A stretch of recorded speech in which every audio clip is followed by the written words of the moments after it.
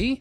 Happy Friday. Jason, just so you know, we are here. So everything you type, we're keeping track of. So watch yourself, even if you get here while you're waiting for us to jump on. So I'm pretty sure we skipped a week. Did you do it last week? I was gone. Yeah, we skipped a week. I was sick. You were sick. I was gonna mention that. Yeah, you were knocked out, and I was currently in a car driving my family to North Georgia, which will be part of my update. Well, welcome back. We got a pretty good show. We're glad to be back. I know I'm glad to be back. I missed it last week. Yeah, I've been really enjoying these chats. Yeah, it's like this. It's like the perfect way to wrap up the week, full of like energy. Like normally Fridays end, and I'm like very low energy, not really like I'm just like ready to log off. But now that like my day ends on Friday with this, it's just like I like go into the weekend just full of energy. I love it. I also like knowing that even if I didn't accomplish anything else, like on my like personal stuff side, like I at least have one thing I'm doing. I can get, creative juices flowing, whatever you want to call that. I know people hate that weird word, but I don't know. I like juices. Juices are great. There you go. Even better when they're flowing. Juice monster. No worries. The juice monster. Yeah, but I like saying that I did something. Like, hey, every Friday I did something. Feels good, consistent. Yeah. Like we talked about week before last with like the small story stuff. It's just showing up consistently every time that we can. Hopefully weekly. There will always be hiccups, but do it 100 times, and who knows what we'll learn. Who knows what's going to happen? What you got? What did you do this week? / also maybe last week if you did anything other than try to heal.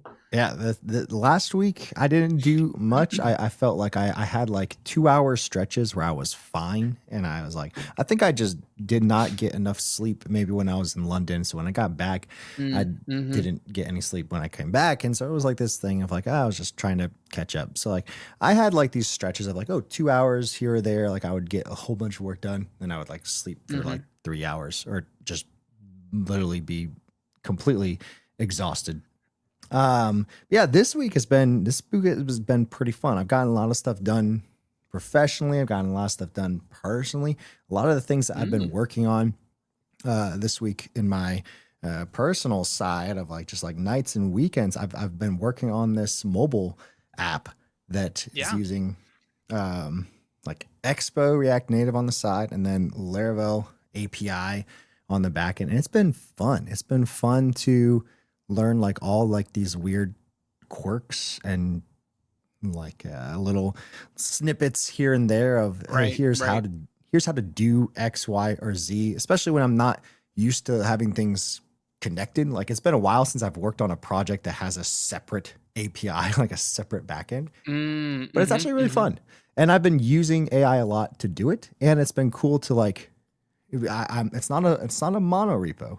So like a lot of what I've been learning is like how to use Claude Code to basically write instructions to my second Claude Code that is using the backend. So I'll have it copy files across my whole entire system to say like, hey, here's like the instructions for the next step, and it'll pass it over to like my backend and then start doing it there. What? It's been pretty fun. That seems crazy. Yeah, that seems wild. What about you? Well, I have not been diving into AI anywhere near that much. That sounds incredible. I've honestly not. This is not a topic for discussing right now, but I want you to tell me like what it's like using. Like I've been a big Cursor fan. Yeah, I use Cursor a lot, but I've not used any of the like terminal based ones. Yeah. So I would be very curious to hear like your experience with them. But as far as what's happened, what's so crazy is that your life can be so routine and so scheduled. And like you can know exactly what you're going to do every week, and you just feel like you're firing on all cylinders. Then all of a sudden, life just like punches you in the face, and it's just like, hey, guess what? For the next 2 weeks, chaos, pure chaos. Like, sorry, I know what you had planned and like that you had things going for you, but like, good luck trying to get into any rhythm for the next 2 weeks. That is what happened to me. So like the week before last, it all happened because my company Crunchy Data got acquired. Yeah.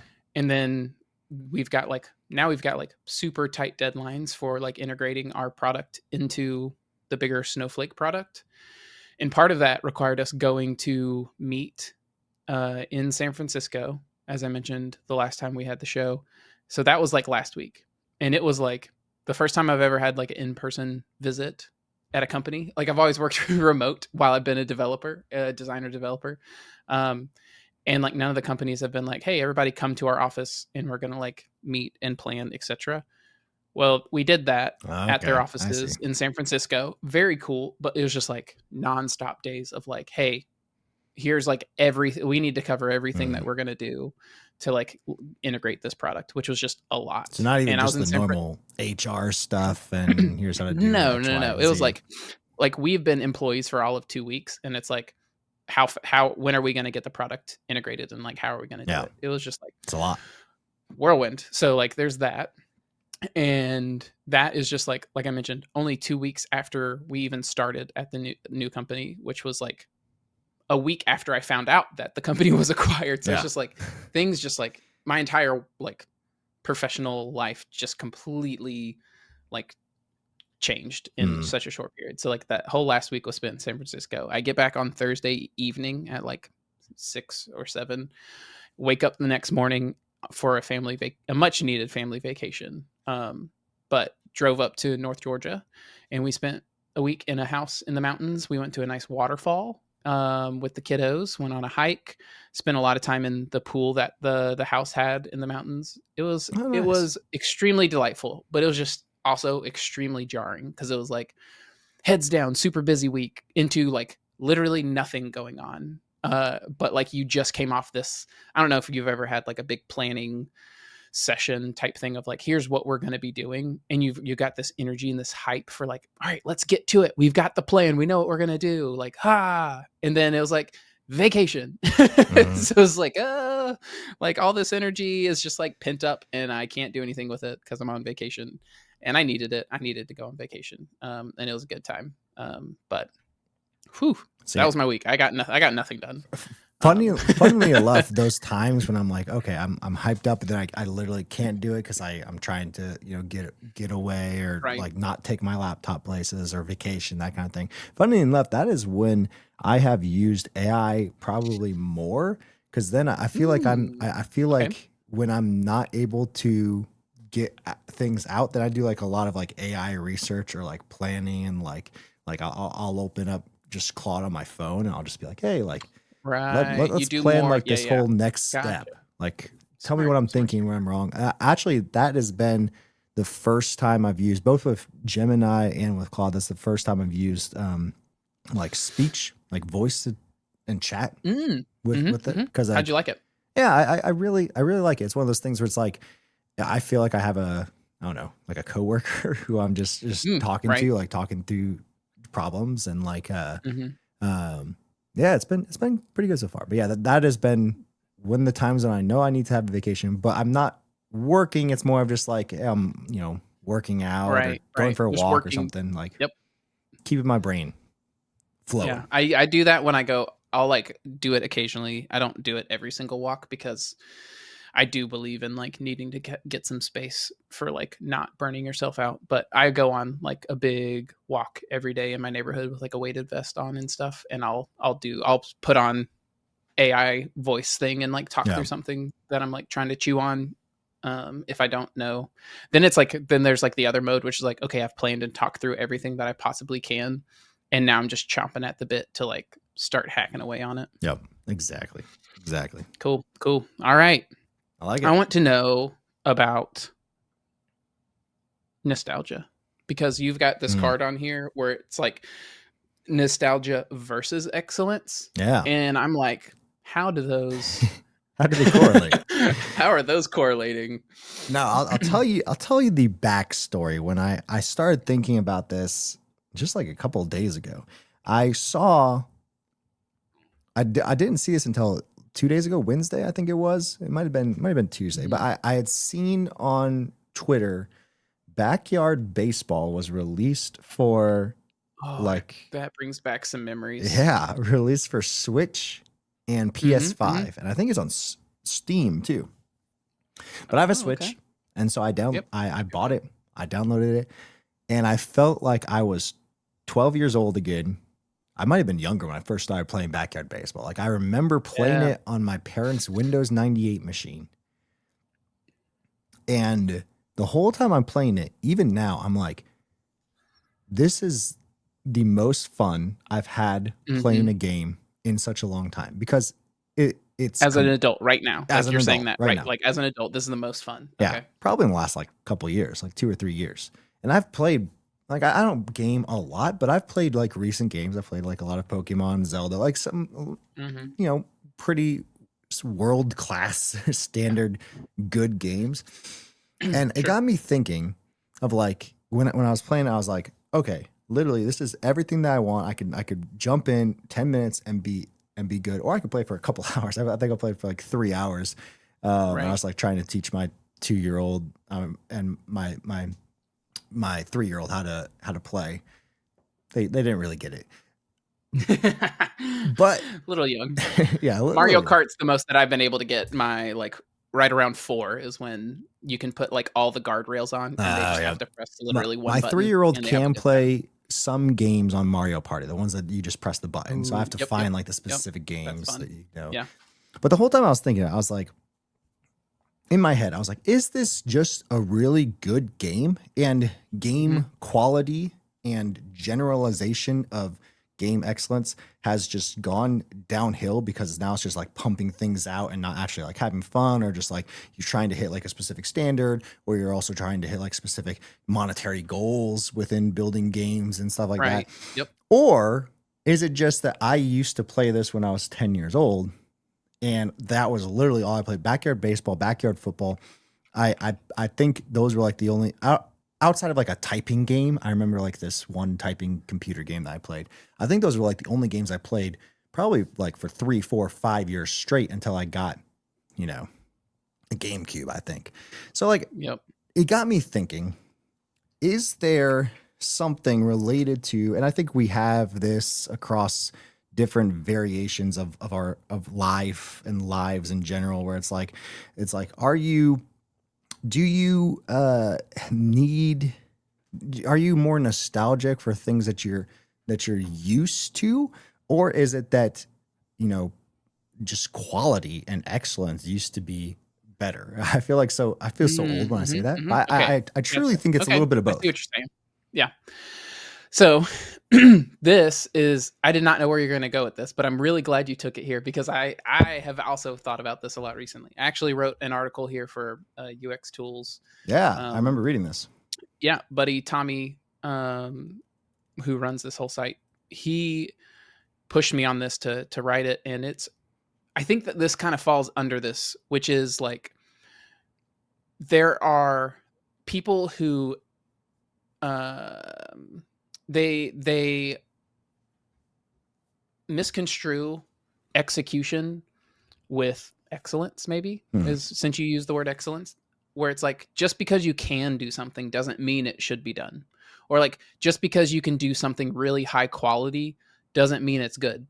And back when, I'm going to say back when, you know, I think things change. You know, I think we're both showing our age a little bit here, the way we're talking about this, but I think it's true, which is like, there used to be more constraints on like what was possible. And so because there were more constraints on like what you could do in a certain timeline, that meant that you needed to focus more on the parts that actually make games fun, or the parts that make software good. And so these days, it's just like the games were just like, they had, and that's the same with TV shows and movies these days. Like there are so few good shows and movies, because people like, it's just like people are like doing remakes, or they're redoing things because they're trying to like, hey, we can't write something.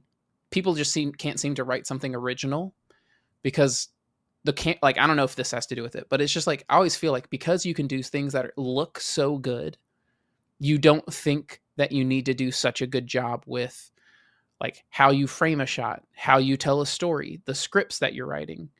So I think that's it to me, is like, people have lost some of the soul, the emotion that comes with a game, like with specifically what you were talking about, like games, which is like part of it is like we have a nostalgia for like a game that we had an emotional connection to and played a lot when we were younger. But the other part of it is like a lot of games, because they can do cool things with the technology, don't spend as much time focusing on how to design a game that's fun. They just think about designing a game that's cool, and cool does not always mean fun. Yeah. And that's the same in like software. Like just because you can make something in software that looks super cool doesn't mean you actually solved a problem worth solving, or solved it in a way that resonates with people.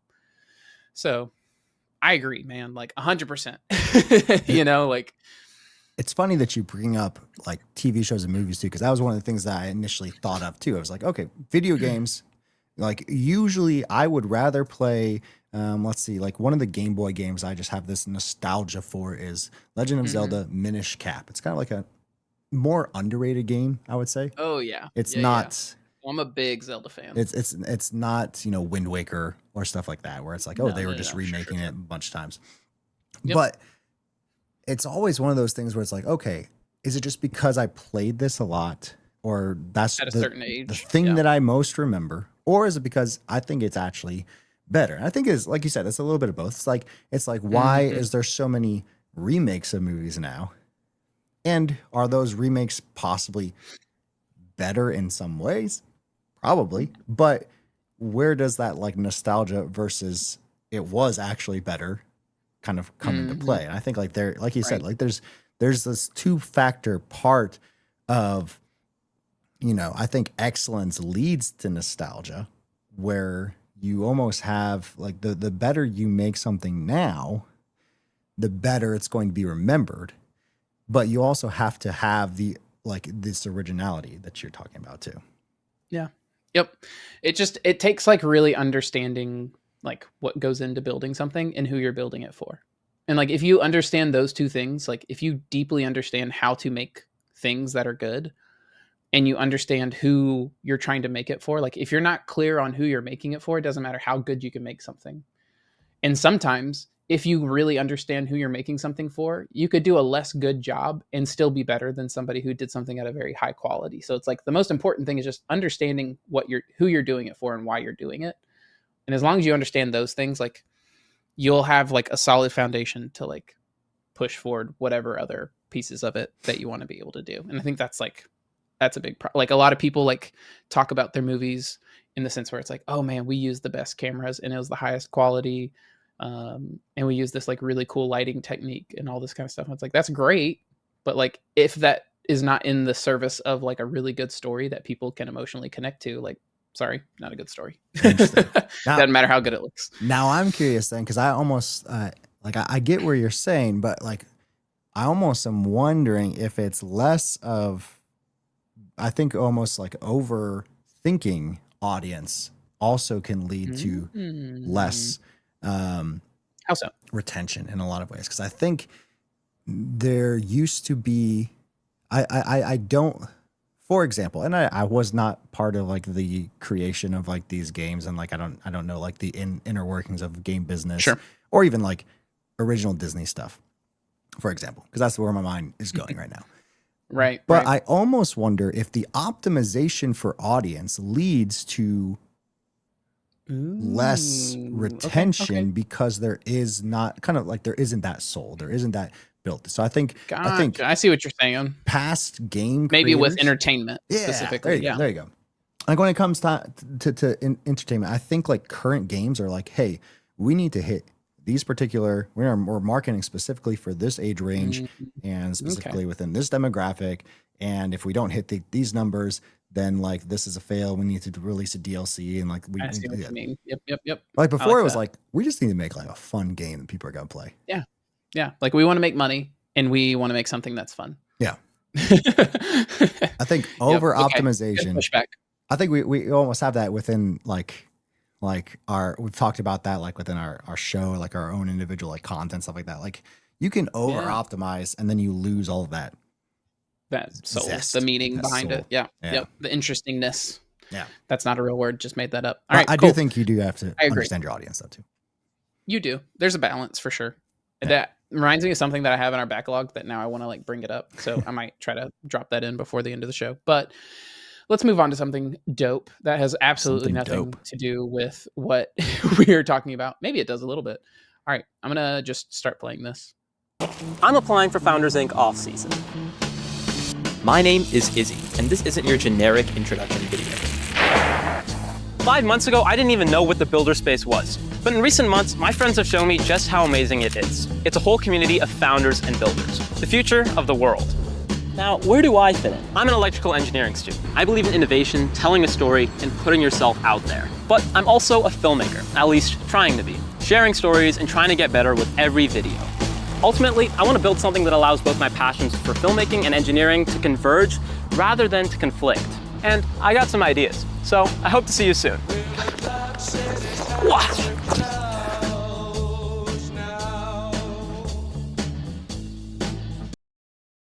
All right.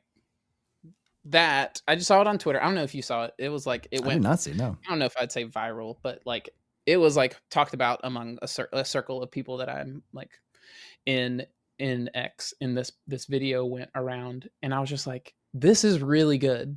Because I don't think a lot of people are making video like this. And I think that I just thought it was dope. Like I thought he's, so this kid is like an electrical engineer is what he went to college for. But he's also like super into content creation, which is not two things that you think go together. And I'm not sure how he makes them go together. Like maybe he just likes content. And maybe he wants to do like a hardware startup of some kind. Maybe that's what it is. I don't know. But what I do know is that this is like a very dope video. And he has like a very unique perspective on it. Because I just thought like this feels kind of back into, I don't know if you were a big like Casey Neistat vlog watcher when he was putting out all of his stuff. Yeah. But it kind of had that like that gritty feel to it when like vlogging was really popular, and then it just wasn't at all for a while. But I don't know. I liked how it kind of had that like gritty, feels kind of homemade vibe to it, but also had this like really nice, like well-designed like graphic font on it, and like all these like little pieces like that. Yeah. And like this just kind of falls under this bucket of like things I love, which is just like he is trying to go out for this off season at whatever that was. Let me pull it up real quick because I can't remember what his build space. Is that what it was? Build space. It was like something off season F. Inc., which is Founders Inc. So Founders Inc. off season, which I think is like some like kind of like a YC-ish type thing. And like this was his way of saying like, I want in, like let me in. And I love that. Like I love when people like full send something that's just like, man, I put a ton of effort into this very specific thing that is like just for this one moment. Like, hey, I did this for you because of how much I care. Like he made an impact. I don't know if he made it in yet. I've not seen a follow-up on it or anything, but I know of a number of people who like, whether that worked out or not, there were a couple of people who reached out who are just like, yo, this is dope. Like, let's work together. So it's just like, man, just like making good stuff. Sometimes that's all you need. Like you just got to make good stuff and share it. And that's like, I love that ethos. And that's what that video was to me. It was so good. Yeah. It reminds me of, I'm trying to find who it was and the specific reply that this person had. But I saw this YouTuber who has a business like editing shorts and editing YouTube. I remember his business name. I'm trying to find like, here it is. All right. So there was this guy named Henry Belcaster. I don't know if the audio is going to come through. Wait. Right. Unger, you've built amazing companies. Once I make more, I want to be on Carrie. But now you want to build a YouTube presence. I got you. Who the am I, you ask? I'm Henry. And a few years ago, I started a YouTube channel to share what I was learning. It's called Smart Nonsense. The channel's grown to over 3 million subscribers, and we average 4 million views per video. So as the channel grew and we figured this editing thing out, I realized there was something bigger here. Founders, creators, brands, all asking, how do I tell my stories in a way that people actually listen to?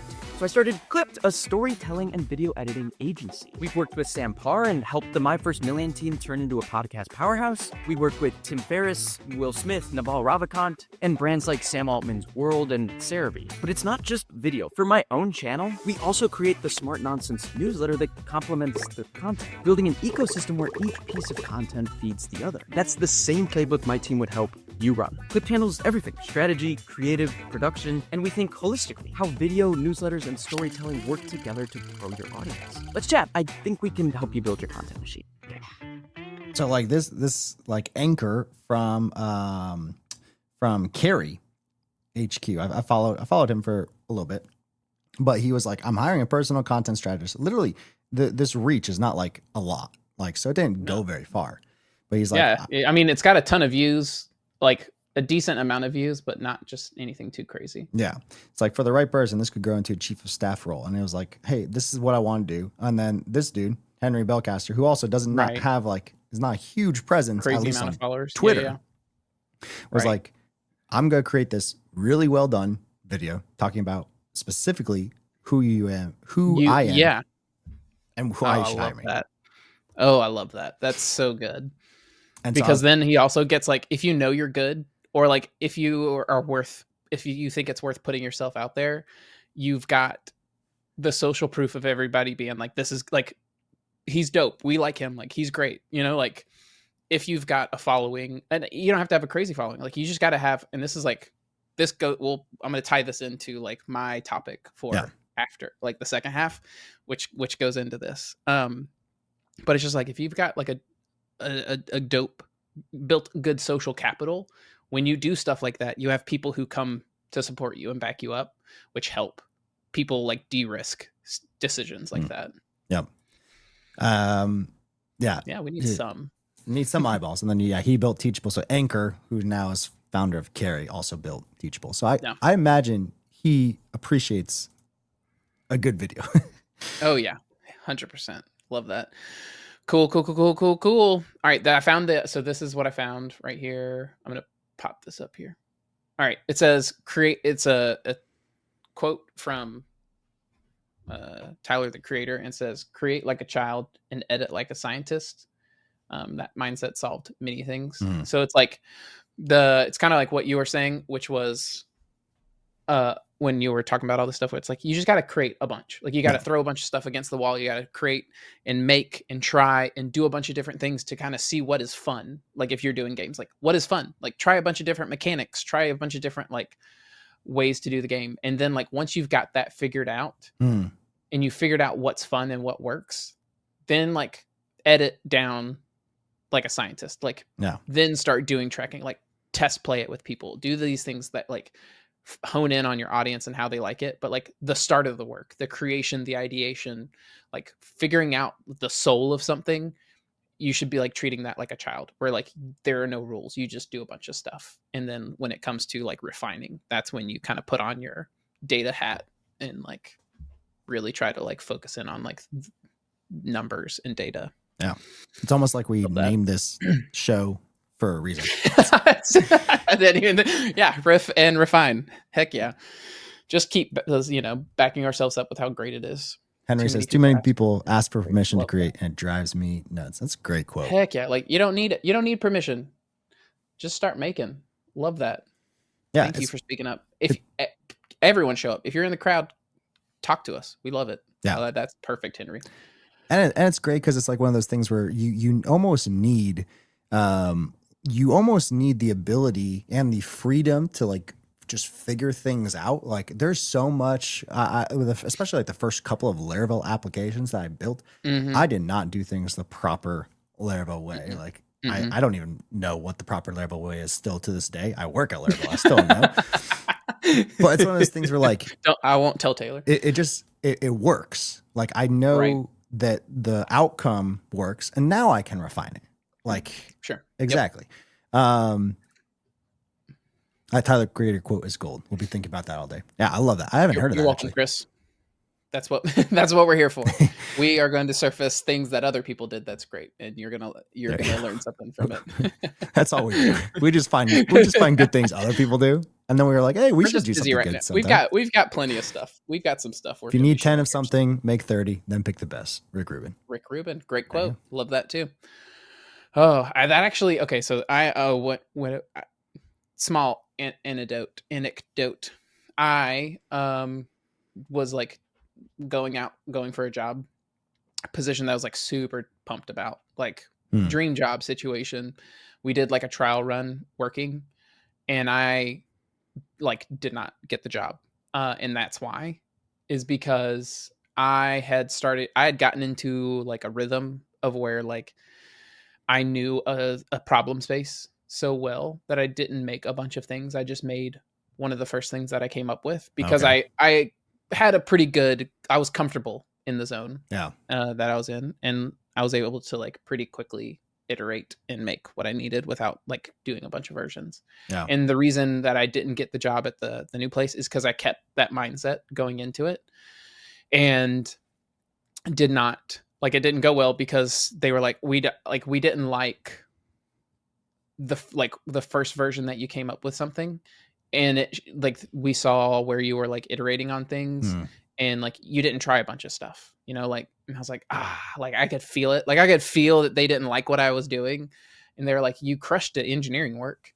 Like you jumped into a code base that you had no clue, had never been in it, and like you contributed immediately. And that was like, good. Okay. So like you're saying I'm really good at engineering, which is great, but like my design process has gotten too engineering. Like I've gotten too comfortable, too complacent. And that happened a while ago, like a yearish ago or so.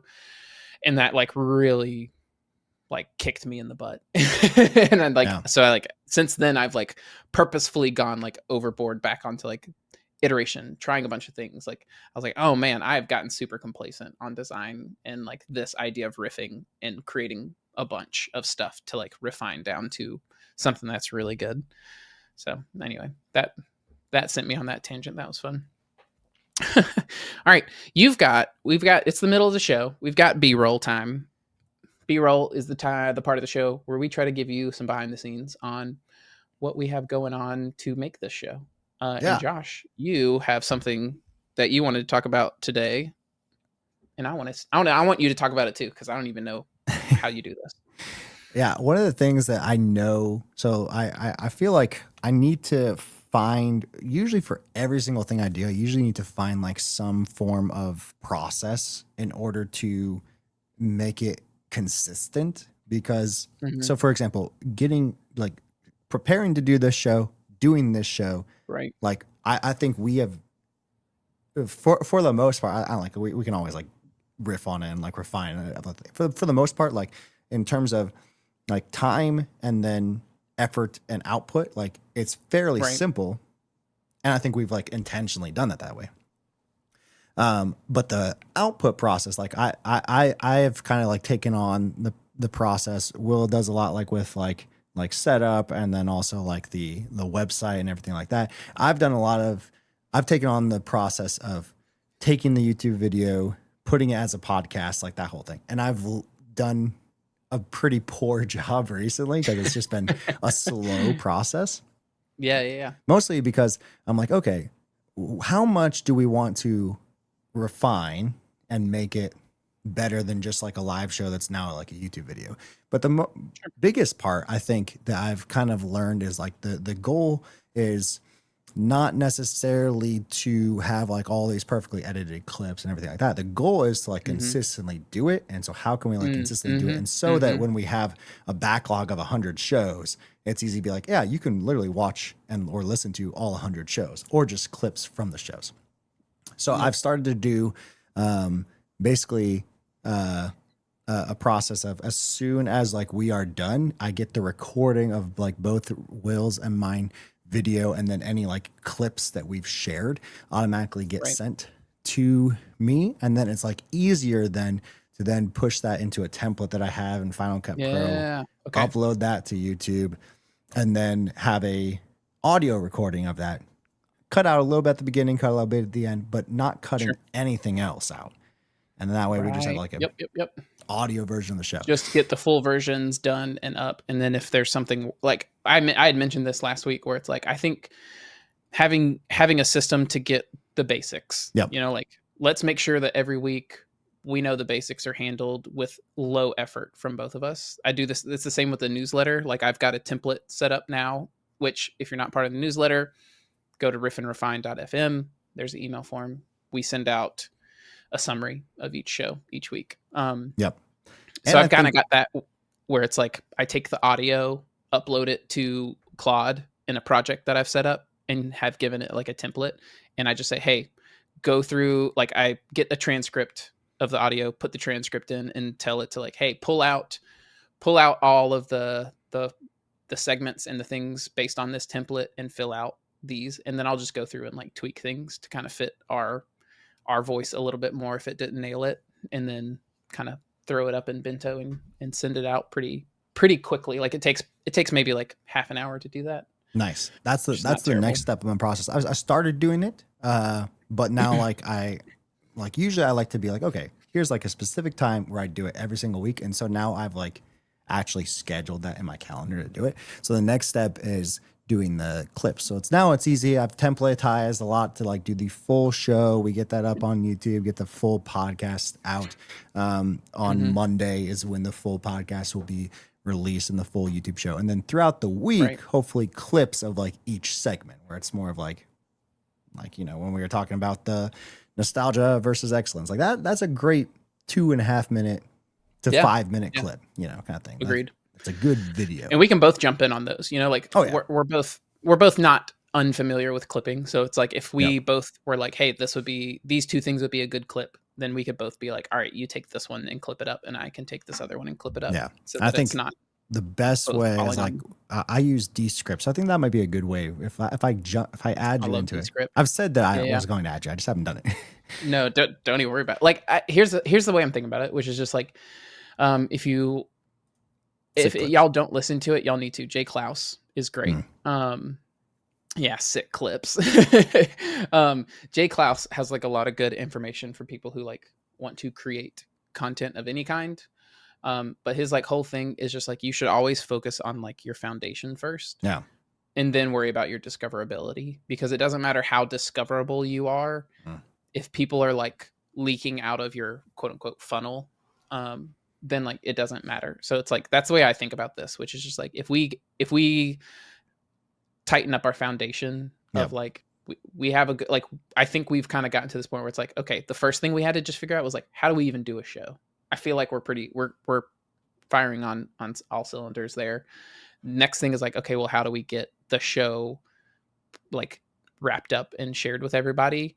And like, how do we summarize it for people who weren't able to make it? Like the newsletter, podcast feed, YouTube feed is like here's how people can enjoy like the thing we're making. And like clips and like extra things on top of it is just like, how can we go wider? Like, how can we have more people that find us, and like get to the content?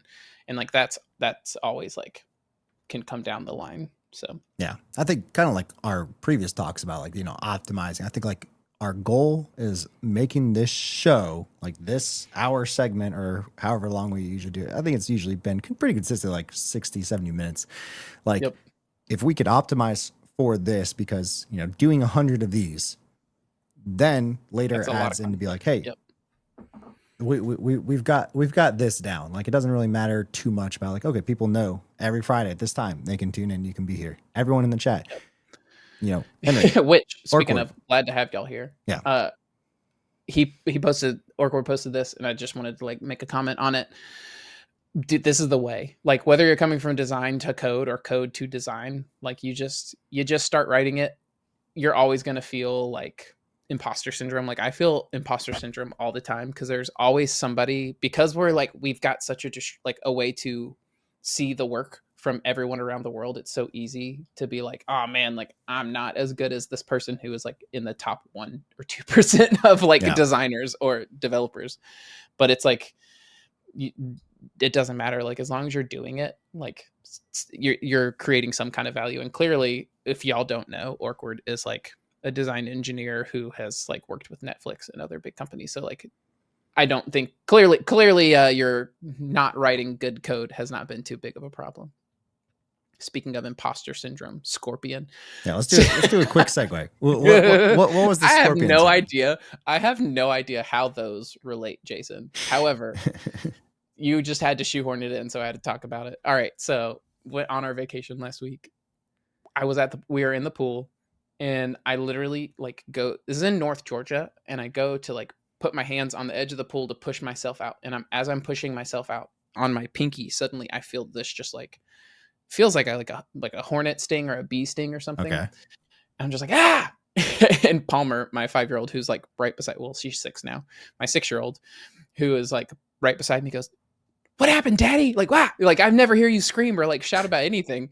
And I'm like, ah! And I look over, and there's this bitty scorpion just like looking at me like some punk. Like, you better not come in my space. And I'm like, what are you even doing here? Like, who said scorpions were allowed down here in Georgia in the South? Like, Alabama, Georgia, like scorpions don't exist.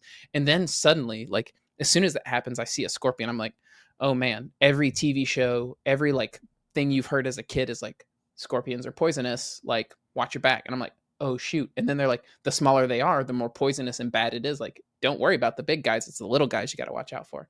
So I'm like freaking out, and I'm trying not to because all of my kids are watching. And so I'm like, nope, got to be big, strong. Like, don't want to freak them out and have them like scarred for life. So I'm like playing it cool. Like, oh, it wasn't a big deal. Like, it barely hurt. And like, my daughter's just like, oh, scorpion. And like, she's freaking out and running to the other side of the pool. Like, my son is literally swimming closer to try and pick up the scorpion. I'm like, back up, son. And so like, meanwhile, in my head, I'm just like, oh, this is bad. Like, I'm gonna have to go to like an ER. Like, it's poisonous little scorpion. Like, the smaller, and this guy's like 2 inches, like, oh, this is not good. And then thankfully, like, somebody who was like sitting on the side of the pool, like quickly Googled like the type of like took a picture of it and put it in like AI or whatever, and like got the name of the scorpion and looked up all that kind of stuff. I was like, okay, it's not even a big deal. It's like literally just getting a bee sting. But I was just like, what?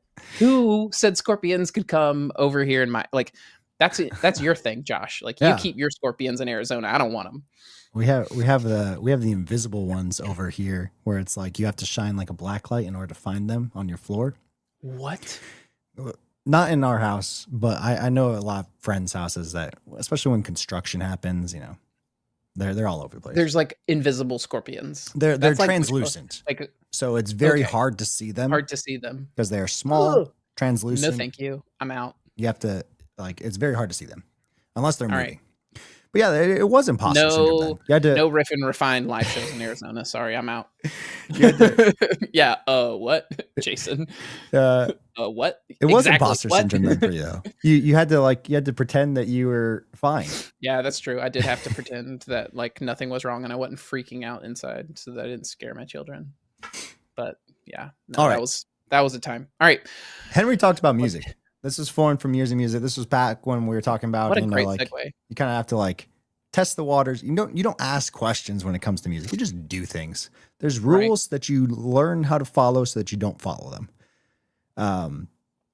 And I found this clip, and then I've just been watching all of this guy's stuff. This guy named Ari at Home. My favorite. Oh, I love falling down the rabbit hole of like a new creator of something. He's incredible. But also, like, we're friends of the Mostly Technical Pod, even if Ian and Aaron refuse to talk to us or get on the show or anything. Yeah, they're not even acknowledging our existence yet. We'll get there though. When we become their first customer. Have you heard the last week's episode? I did. I did. Okay, I was, we're gonna be their first I forgot customer. to text you, but I was like, yeah. Anyway, that is literally what we need. That's gonna replace linear after we got it all set up. Exactly. But no, I was thinking, I was watching this guy, and he's actually from New York, and the whole time I was thinking of like, this is like what Ian should be like sharing with people like Aaron, and be like, hey, this is why you come to New York. And so Aaron would love this. We'll go ahead and play this clip. Play it. You know, Coldplay, Rule the World. Yeah? Yeah, I want to see if you can actually do that. Wait, what are you asking me to do? I'm going to give you 30 seconds of Rule the World. I'm going to see if you could cook up a beat. You want me to sample Coldplay? Yeah, I know you know Viva La Vida. Okay, all right. I should pull it up because I'll get the good audio. Does that work? Yeah, you should do it.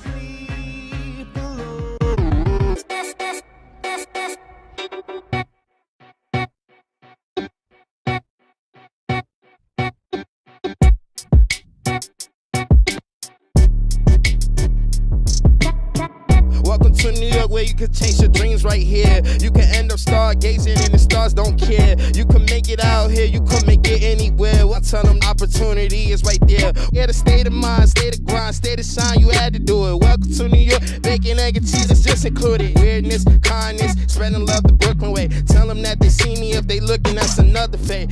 I'm a lion in the jungle when he rumble, when he stepping. I rule the world if I can keep it calm and effervescent. New York City where the lights up in the air. Welcome to New York City where your frights ain't never fail. Take the Q train to go to Coney when I be stepping. I take the W when I go to Queens when I rap it. I take the 4 to go to Bronx when I cook up on the beat. Welcome to New York, baby, what you mean? You know New York people never really cruel like. You know New York people do it better too like. Oh man, that's so good. How did? What? I don't even know where I found the first clip. I can't remember that far back. Yeah. But he does live streams where he goes on the streets of New York. The sample guy, right? We're talking about the sample guy, not the rapper. Sample guy, the guy with the whole like set. The guy who rapped was still pretty good. That was pretty good. And he just goes up to people and he'd be like, "Hey, you want to sing or like rap to this?" And so just random people, like one, it's incredibly cool what he's actually producing and doing. Right. He has a whole video on his whole setup. And I was just watching that. I'm about to watch that for ages. That is going to be my weekend watch.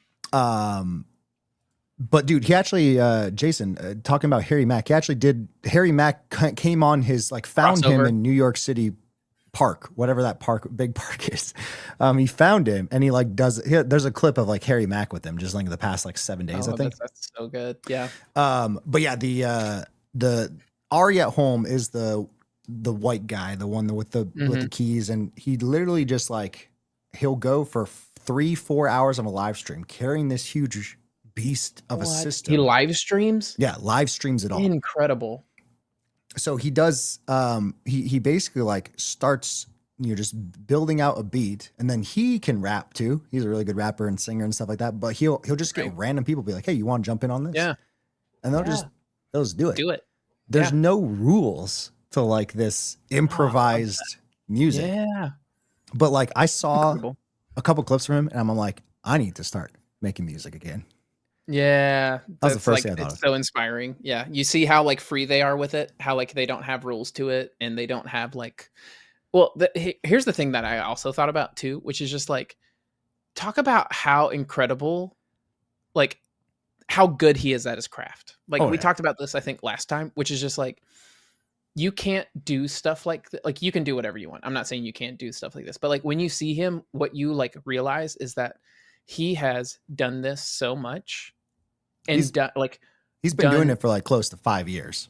Yeah. Like he is so deep in his craft that like he can so quickly pick up from like a small section of music. Oh, well, like these are the things I need to clip real quick. And like, is it the next like top 100 Billboard hit? Like, I don't know, maybe not, but like most likely not, but it doesn't matter because like he can do, like he just is able to move so quickly and exactly. So much practice. And it's like, that's what I was like kind of talking about with like craft and stuff where you get so good at like your medium, the thing that you work with, that like you begin to see and be able to do things that people think is magic, but like it's not. There's nothing magic about it. You just know the medium that you work in so well. And I love seeing that kind of stuff. Like people who are just like so good it feels like magic watching them.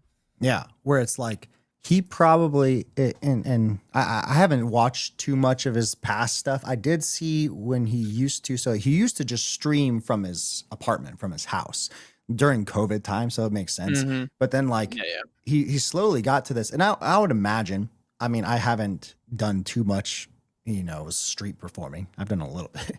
But like I would imagine that you get it's much easier when you are like in the comfort of your own home. You're like used to, like you have everything, and of course like he's had this whole setup, but like he's gotten to the point where now he can just walk and literally be like, oh yeah, you want to, like he has people tell him like, hey, give me like a style, and so he'll make a beat like based on that style, or like like a sample. Just the amount of just like reps that you have to do with music both consuming music and like trying to play music and try to make different kinds of musics.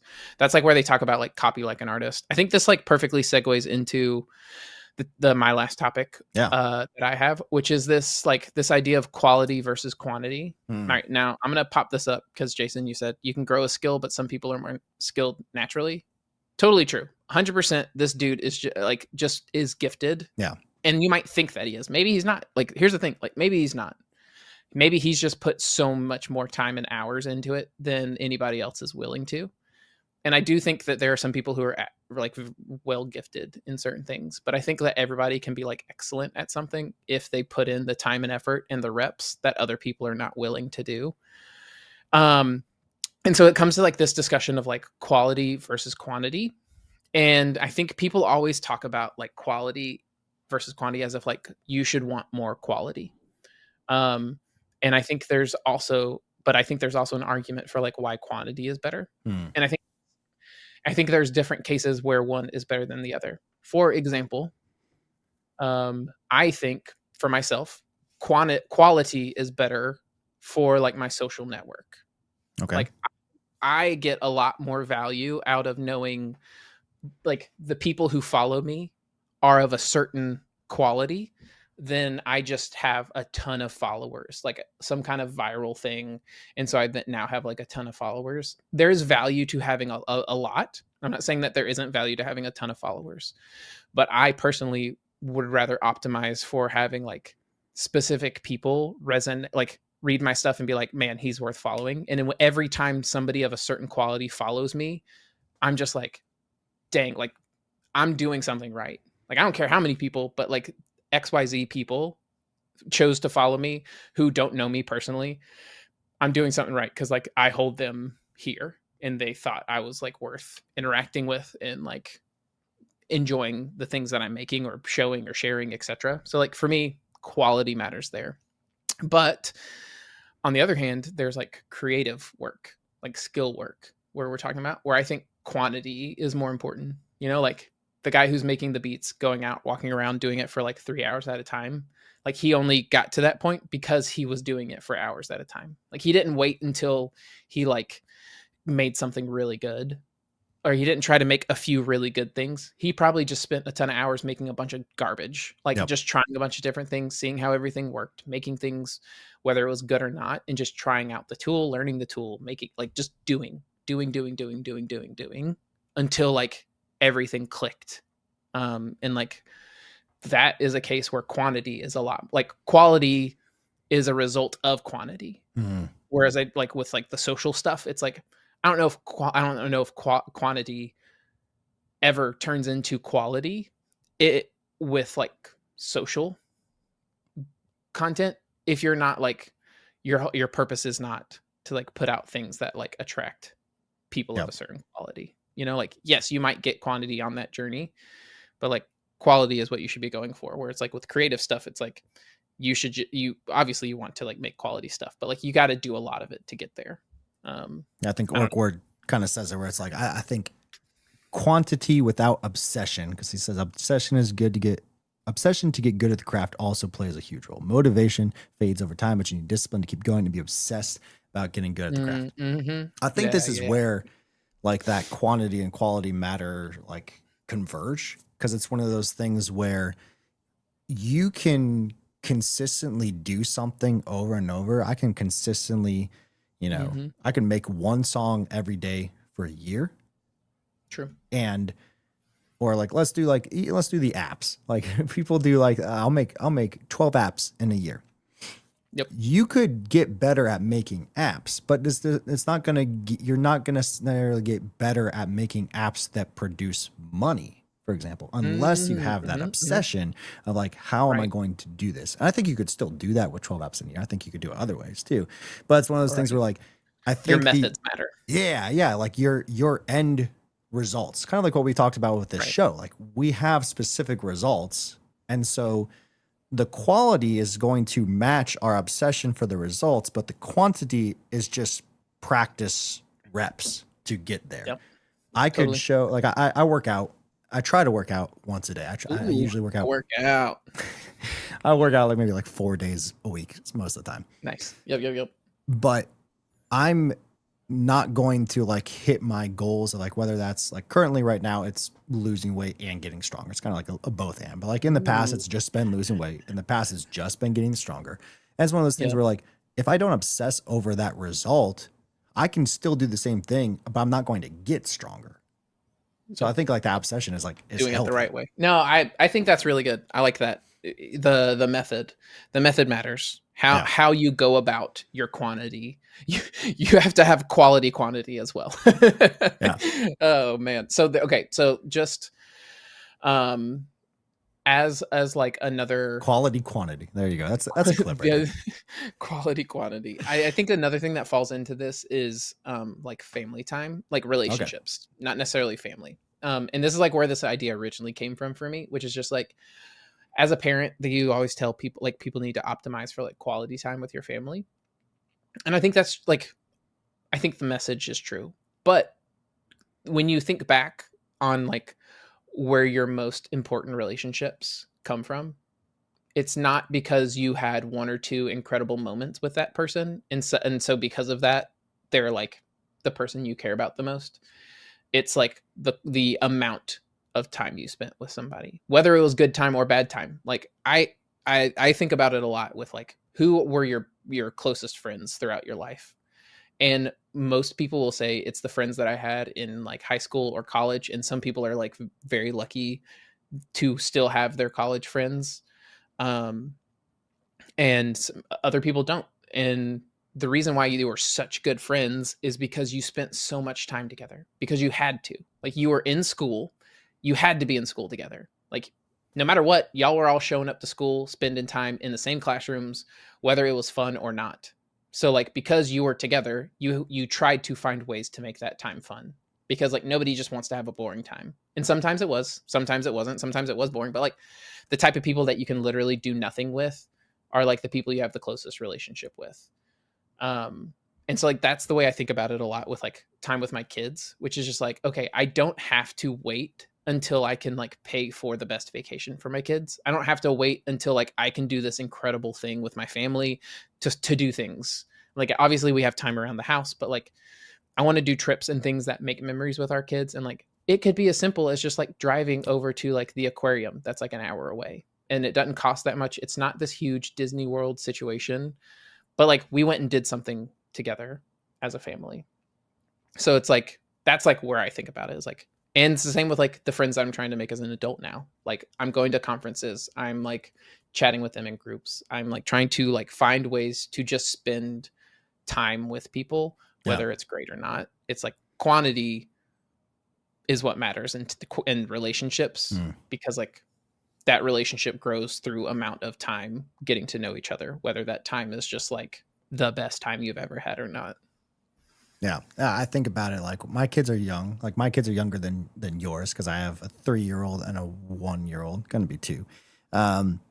But literally, I don't think they understand like, oh, we spent this much time together. Or they don't even really understand yet of like, hey, like we did this really fun thing, or like we went to Legoland together. Like they probably know and like they like those things. But at the end of the day, like we can play literally the same game. Like right now, it's I wrap them up in a blanket and they're called a cocoon. Heck yeah. And then I love it. Throw them around the house. Yes. Drop them down, and then they become butterflies, and then we fly around the room. I love that. And we do that probably like every single time I step out of my office through that door over there. We do that probably like 10 minutes, and I get tired, and I come back to my office, work for a couple hours, do it again. And literally we could do that same game for months on end. And I think what they're going to like remember, or what they remember at the end of the day, is not that like, oh, we played it 7 times. Like, I think the quantity matters because the effort, and almost like the obsession thing again, is like the quantity for your relationships matter because you are willing to do it, but also because you're like, it's notice the time that you could have been doing something else. Right. Yeah, 100%. So I don't know. I just wanted to have like a conversation about, and like, I think this is something that will come up again and again, where like there's a balance between quality and quantity, and like sometimes it's one, sometimes it's the other, and like knowing, and like as pointed out, like with most things, like maybe it's like a gray area in the middle where like you've got to balance both. It's never just one extreme or the other. But anyway, I just wanted to bring that up. Mr. Manafon says, I've never managed to make friends at a conference. I don't know why.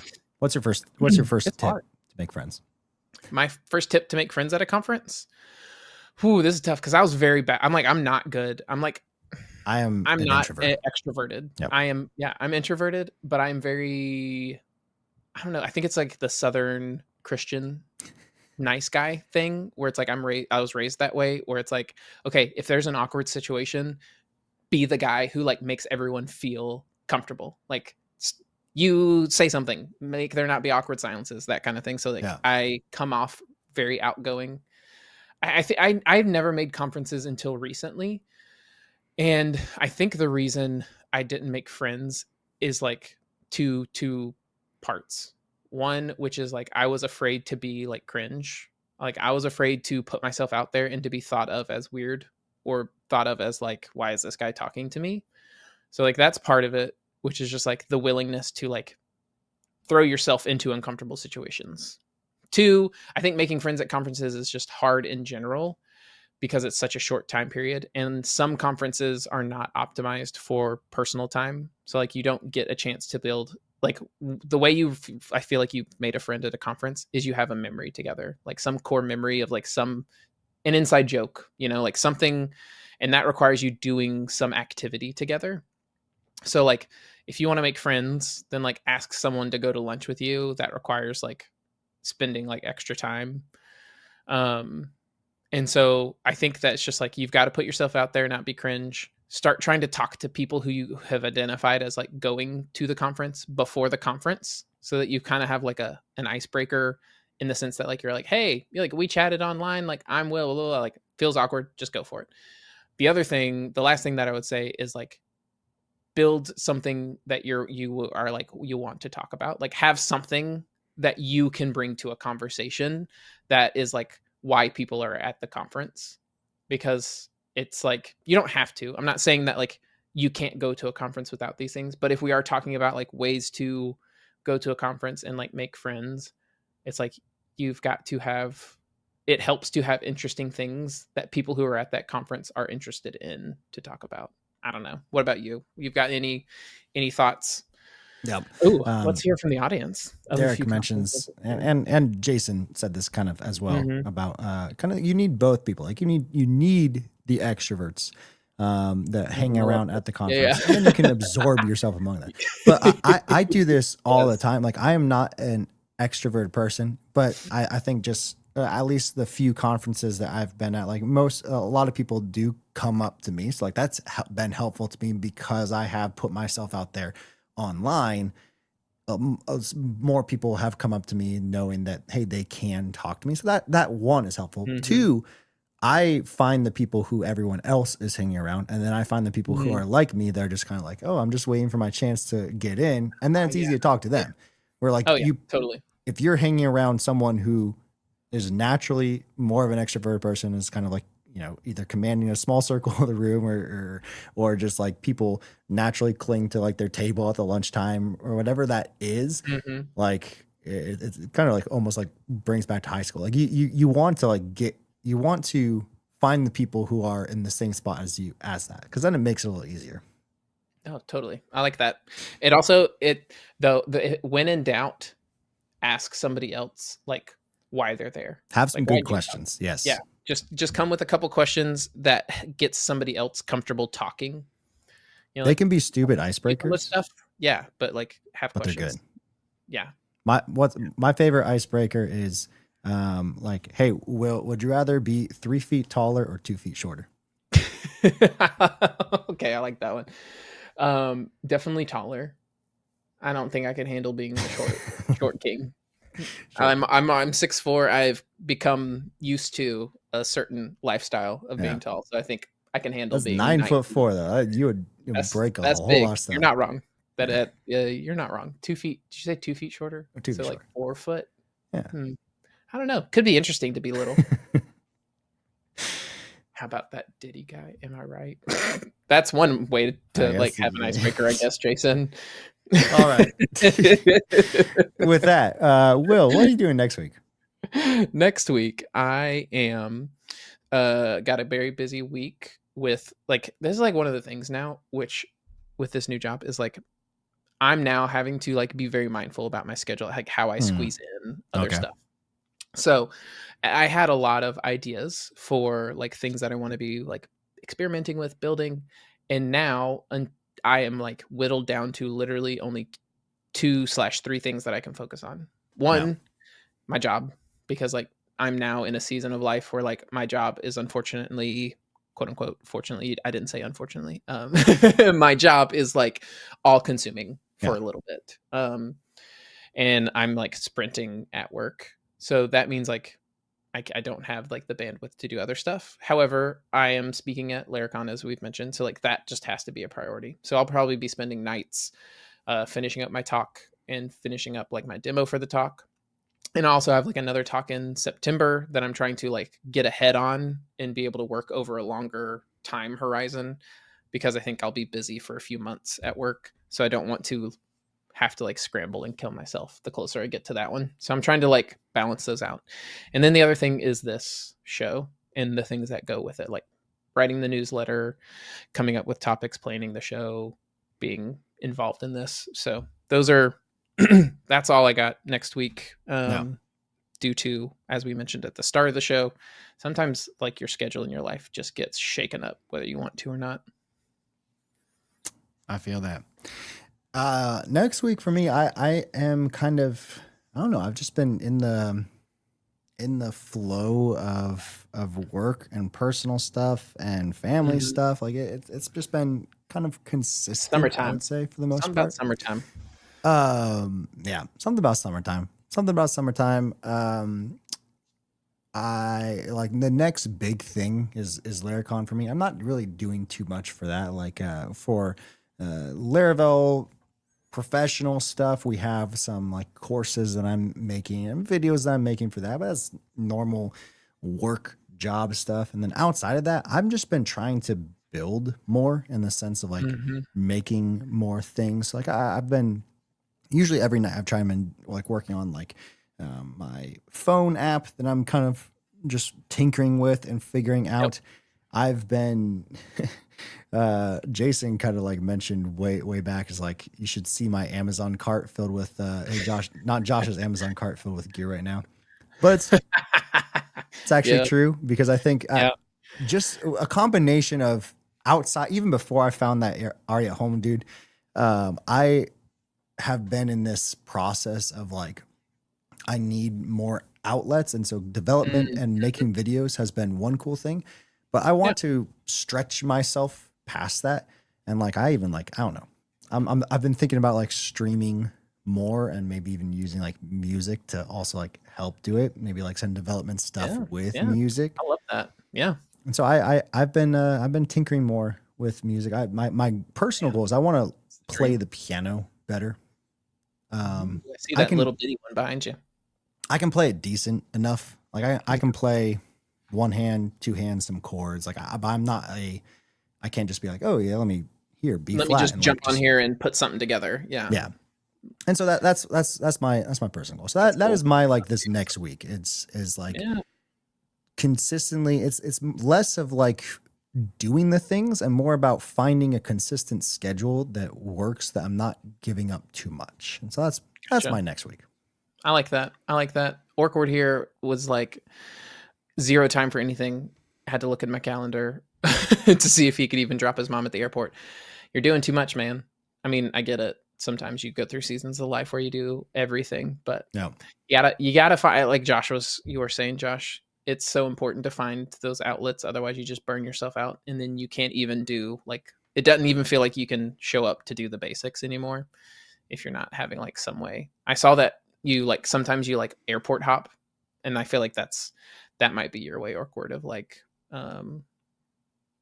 getting getting away on the weekends and like trying to do something that you feel like you're getting in a new area, a new space. I do that sometimes with work where I'll like go work at like a Starbucks for like a morning 2 times a week, just to like break myself out of my rhythm, and it feels like I've got like a whole new like lease on my work day. It's nice. Nope. You should stream design engineer stuff. I should.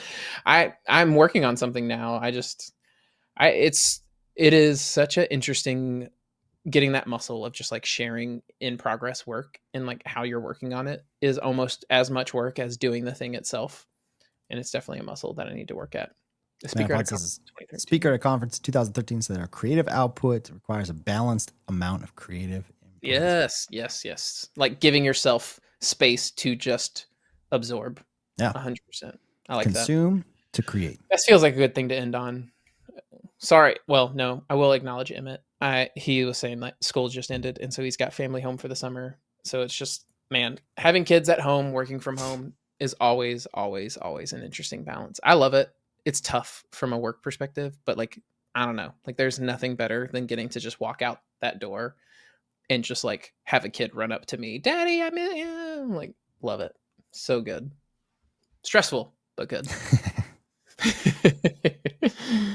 Anything else, Josh? I don't think so. I think that is it. Dope. Until next week. Y'all have a good weekend. Peace. See ya.